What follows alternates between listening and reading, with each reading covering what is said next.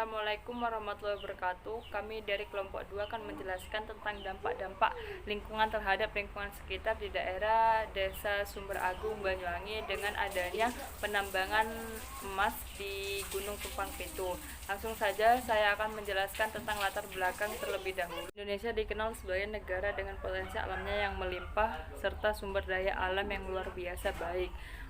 Sumber daya alam hayati maupun non hayati. Bila dilihat dari segi geografis dari Sabang sampai Merauke, Indonesia memiliki jumlah pulau yang tidak bisa dikatakan sedikit, dengan pulau besar yaitu Pulau Jawa, Sumatera, Kalimantan, serta Sulawesi, dan masih banyak lagi pulau-pulau lain yang mengelilingi alam Indonesia.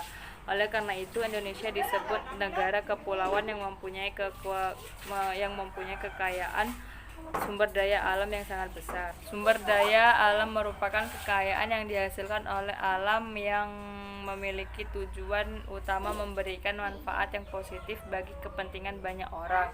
Bagi penduduk yang tinggal di wilayah sekitar, sumber daya alam merupakan sumber daya kehidupan dan juga cadangan.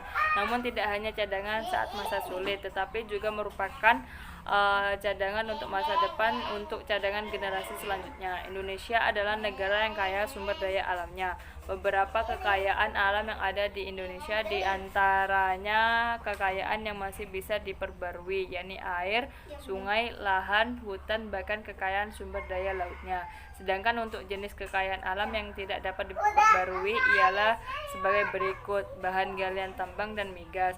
Menurut Undang-Undang Nomor 11 Tahun 1967, bahan galian tambang dibagi menjadi 3 golongan. Yang pertama, golongan A disebut sebagai bahan strategis, misal minyak bumi, uranium, dan plutonium. Golongan B disebut sebagai bahan vital, yakni emas, perak, besi, dan tembaga. Golongan C disebut dengan bahan tidak strategis dan tidak vital sebagai berikut, yaitu garam, pasir, marmer, batu kapur, tanah liat, dan asbes.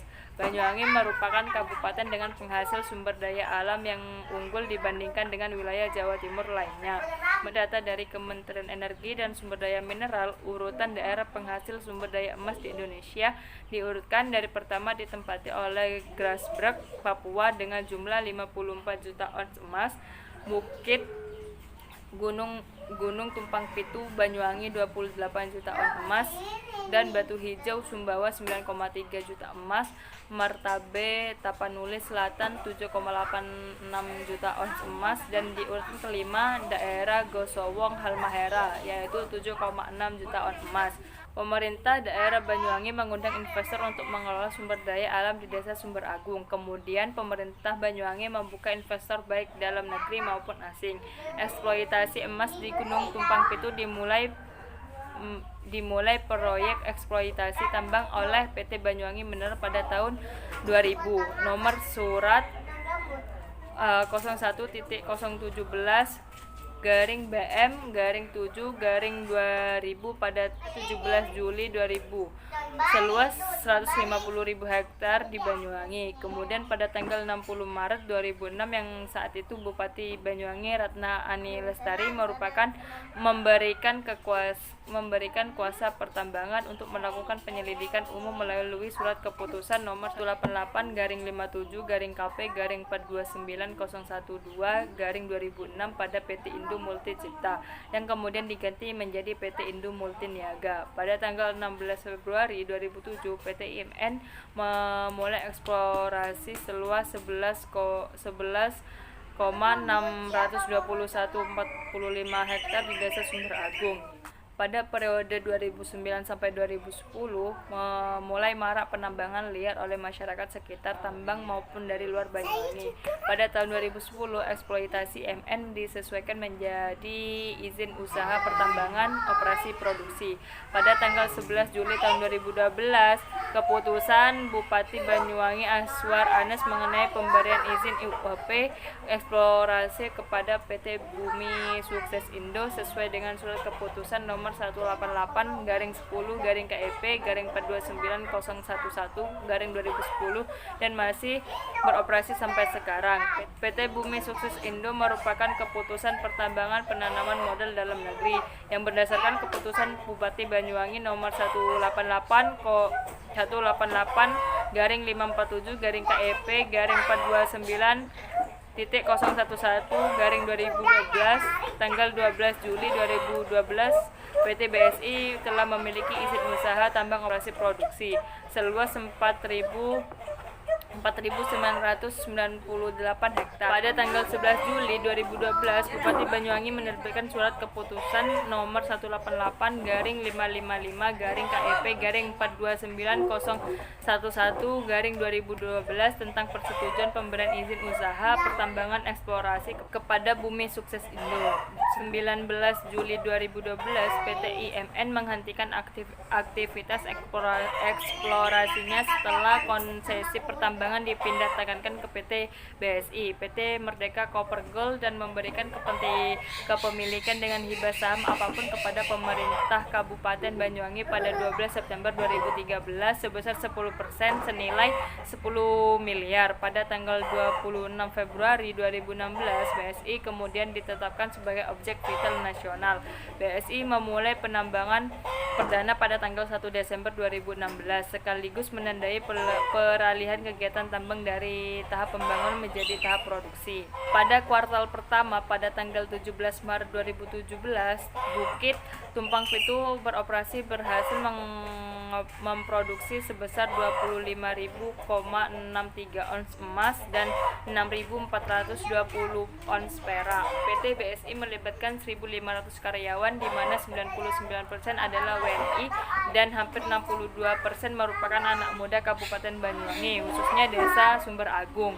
Keberadaan potensi kandungan biji emas di Kabupaten Banyuwangi mampu menjadi sektor penggerak utama dalam pembangunan ekonomi, khususnya wilayah Kabupaten Banyuwangi. Pada dasarnya pengelolaan agrarian didasarkan pada pasal 33 ayat 3 UUD 1945 yang berbunyi, bumi, air, dan kekayaan alam di dalamnya dikuasai oleh negara digunakan sebesar-besarnya untuk kemakmuran rakyat. Namun asumsi tersebut tidak sepenuhnya benar, bahkan masih jauh dari harapan, khususnya berkelanjutan ekosistem lingkungan hidup di sekitar Gunung Tumpang Pitu. Keberadaan potensi emas di Banyuwangi masih menimbulkan banyak konflik antara masyarakat, pemerintah, dengan perusahaan tambang.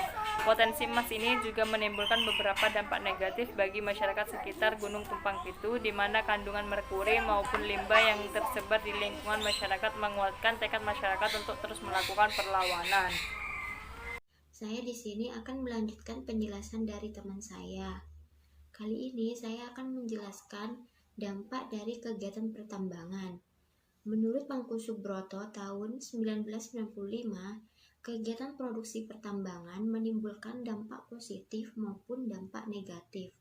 Namun kali ini saya hanya menjelaskan dampak positifnya saja. Yang pertama yaitu memberikan kontribusi terhadap peningkatan pendapatan asli daerah. Yang kedua, membuka keterisolasian wilayah. Yang ketiga, menyumbangkan devisa negara, membuka lapangan kerja, pengadaan barang dan jasa untuk konsumsi dan yang berhubungan dengan kegiatan produksi, serta dapat menyediakan prasarana bagi pertumbuhan sektor ekonomi lainnya.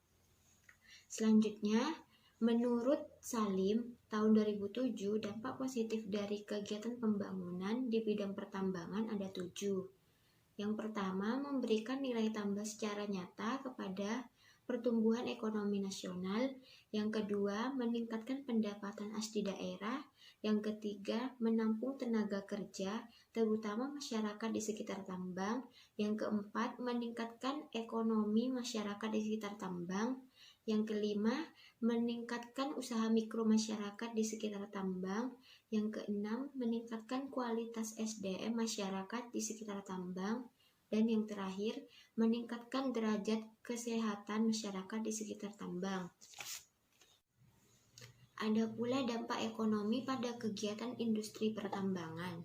Salah satu dampak ekonomi yang dirasakan masyarakat Desa Sumber Agung, Kecamatan Pesanggaran adalah banyaknya arus pendatang telah memberikan kontribusi besar dalam peningkatan bidang ekonomi masyarakat dalam rangka pemenuhan kebutuhan hidup dan terbukanya akses lapangan kerja di luar sektor pertanian dan perikanan, yaitu peluang kerja di perusahaan pertambangan, usaha warung, dan kos-kosan. Sekian, terima kasih. melanjutkan pemaparan dari teman saya yang tadi ya, bahwa kita tahu sendiri adanya penambangan atau adanya aktivitas pertambangan di Gunung Tumpang Pitu ada dampak positif dan ada dampak negatifnya juga. Nah, di sini sebagaimana yang telah diinformasikan bahwa banjir lumpur yang terjadi di wisata pantai atau di sekitar Gunung Tumpang Pitu disebabkan oleh pertambangan Bumi Suksesindo atau PT BSI. Nah, PT BSI ini merupakan milik pengusaha yaitu Sandiaga Uno, Boy Tohir, dan Surya Jaya. Nah, di sini selain yang tadi sudah dijelaskan teman saya dari dampak pertanian, sosial, ekonomi, nah di sini saya akan melanjutkan dampak apa saja yang disebabkan oleh adanya aktivitas pertambangan di Gunung Tumpang Pitu. Nah, yang pertama itu alih fungsi hutan lindung. Nah, di sini total luas konsensi PT BSI sebesar 4.998 hektar dari total luas sebanyak 1.942 hektar itu merupakan kawasan hutan lindung Tumpang Pitu. Nah, di sini kita mengetahui bahwa keberadaan hutan lindung Tumpang Pitu ini sangat penting bagi masyarakat sekitar, khususnya itu para nelayan, petani, dan para pelaku pariwisata di Tumpang Pitu. Nah, jadi dengan adanya pertambangan ini pasti sangat langsung dirasakan bagi masyarakat sekitar, khususnya ini adalah ada 4 kampung nelayan yaitu Grajakan, Lampon, lalu Muncar, dan Rajakosi. Nah, yang kedua itu mengabaikan keselamatan rakyat. Jadi rencana tata ruang wilayah RT RW dan pemerintah provinsi sebetulnya itu sudah menetapkan bahwa di daerah di wilayah selatan itu rawan akan bencana tsunami. Nah, dahulu itu Tumpang Pitu pernah luluh lantah akibat bencana tsunami.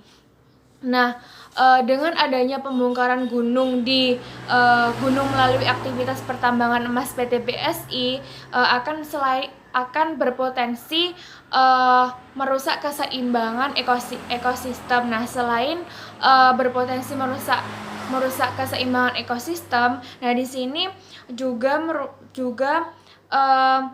kontradiktif negara terhadap upaya menurunkan resiko bencana di Indonesia. Nah, yang ketiga itu ada objek vital nasional. Nah, di sini kawasan Gunung Tumpang Pitu telah ditetapkan menjadi kawasan objek vital nasional. Nah, di sini penetapan ini diduga sebagai upaya sistematis negara untuk meredam aksi penolakan aktivitas pertambangan PT BSI. Nah, yang keempat itu melibatkan para politisi, yaitu politisi penguasa negeri. Nah, merujuk pada dokumen-dokumen dapat dijelaskan bahwa para pelaku atau para pemain yang disebut pemain itu adalah itu tadi politisi atau penguasa negeri. Nah, tambang di Tumpang Pitu itu yang salah satu dampaknya telah menghancurkan pantai Pulau Merah. Nah, merupakan orang-orang lama dengan sepak terjang sebagai bagian dari pembisnis tambang dan para politisi penguasa negeri. Nah, mereka itu mendesak dan menuntut, yaitu yang pertama mendesak dan menuntut Menteri Lingkungan Hidup dan Kehutanan KLHK agar mengembalikan fungsi Tumpang Pitu sebagai hutan lindung tempat penyangga kehidupan petani, nelayan, dan para pelaku pariwisata di Banyuwangi. Nah, yang kedua itu ada mereka mendesak dan menuntut Gubernur Jawa Timur untuk mencabut surat keputusan izin usaha pertambangan PT BSI yang telah menjarak dan menghancurkan mata pencarian mereka, khususnya itu para nelayan, petani, dan para pelaku pariwisata di Banyuwangi. Nah, yang ketiga itu mendesak dan menuntut Komisi Pemberantasan Korupsi atau KPK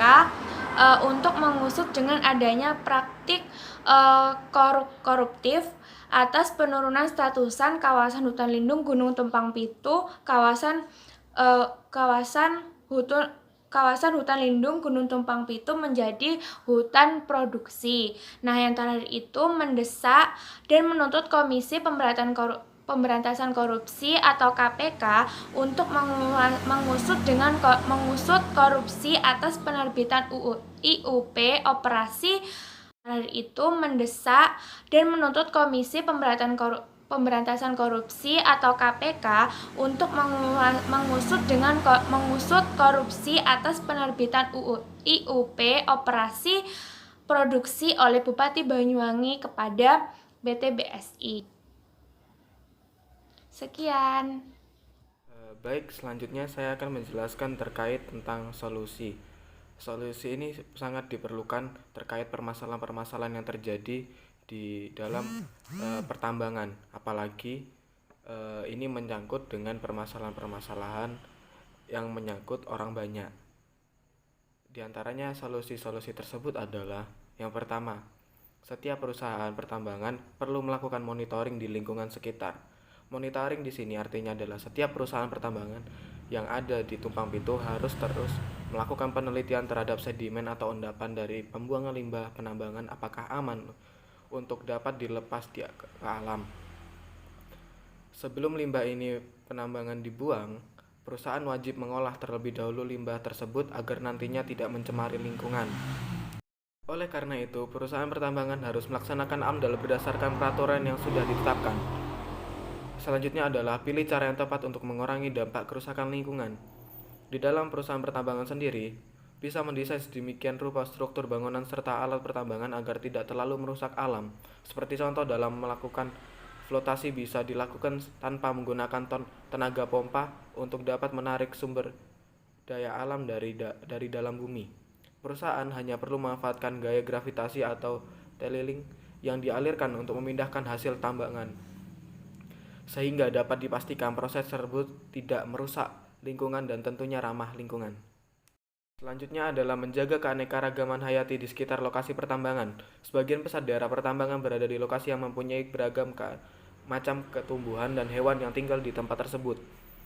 Perusahaan pertambangan boleh saja mendirikan perusahaannya di lokasi tersebut dengan syarat telah memperoleh izin dari pemerintah, juga jangan sampai ikut pula merusak bahkan menghilangkan habitat tempat tinggal fauna dan flora yang tinggal di sana. Salah satu cara yang dilakukan perusahaan ini yaitu merawat kawasan konservasi, hutan lindung, dan taman nasional demi menjaga kelestarian makhluk hidup yang tinggal di dekat kawasan pertambangan. Jika melanggar, pemerintah berhak bertindak tegas terhadap perusahaan yang terbukti memusnahkan atau bahkan memasuki wilayah yang dilindungi guna menjaga agar keanekaragaman hayati tidak musnah atau punah. Selanjutnya, perusahaan pertambangan wajib melakukan reklamasi bekas galian pertambangan. Di beberapa daerah di Indonesia banyak ditemukan bekas galian dari kegiatan pertambangan, seperti yang terjadi di Belitung, bekas penambangan timah, dan bekas galian dari penambangan batubara di Pulau Kalimantan.